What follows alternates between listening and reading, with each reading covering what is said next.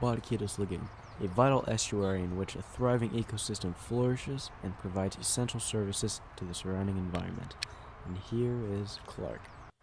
Alright, so this is Batiquitos Lagoon. Over there we got the I-5 freeway. It's blocking off the lagoon, as you can see. It funnels into that point right there. Now the lagoon is mostly 3 feet deep. Around that bridge, the water's trapped. It gets 30. Goes 30 feet deep. There's lots of fish down there too, so those Mexican fishermen like to get there. You can get all sorts of like halibut and other species of commercially available fish that rely on the lagoon for breeding. Not carp. There's the I-5 freeway still. And that's the main source of all the lagoon's problems. See, a healthy estuary needs to have unrestricted access to the ocean. As you see, there's a choke point there, and at the railroad, about 300 meters down from there. And often this access to the ocean causes a lot of problems for the lagoon, as you can see here by this exposed sandbar. The tides are all messed up. As you can see, where all that mud is, the water should be reaching all the way up to those beige tan reeds there. But it's not. And the lagoon's not being very healthy, having the bottom be above water.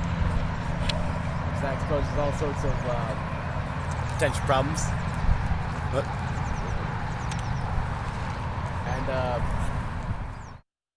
Here is a beautiful aerial shot of the lagoon, taken from one of the Eocene terraces towering above Batiquitos. It gives you a good idea of the size of the estuary. Seen here is only a small fraction of all of it.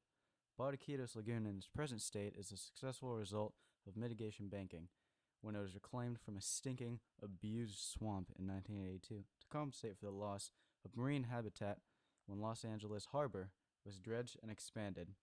$793,000 in active grants have been bestowed upon the lagoon since 1982, which constitute its primary means of financial survival.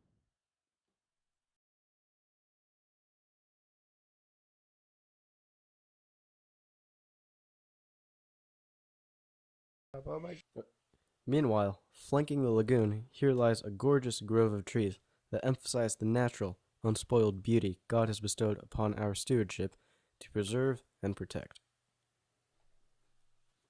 However, what you don't see are the million-dollar houses behind the tree line that severely disrupt both the local ecosystem and the water table. In the blue shirt, this erudite scholar was one of the specialists that spoke to us weekly. They were specialists to cover every aspect of the lagoon ecosystem, from whom we gained much knowledge from. Every week dealt with a different feature of the lagoon, such as birds one week and geology the next. As you can see, we were by far the youngest and fittest members of the Batiquitos Lagoon Foundation volunteer class. All in all, we attended 24 hours of instruction time every Saturday for several weeks. Besides the informative lectures, there are hands-on learning experiences such as handling live snakes, which gave us a deeper understanding of the lagoon's ecosystem. Such close contact with the vibrant life that inhabits the lagoon gave us a deeper connection and understanding with the ecosystem and made us appreciate how important and alive the lagoon is.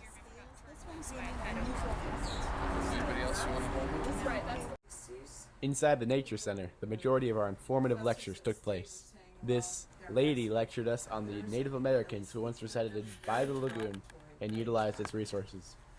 The name Batiquitos is believed to come from the regional Mexican Native American word Batiqui, which means shallow water hole. Survival, especially through those 1850s, that period, a tremendous story of survival. The local Native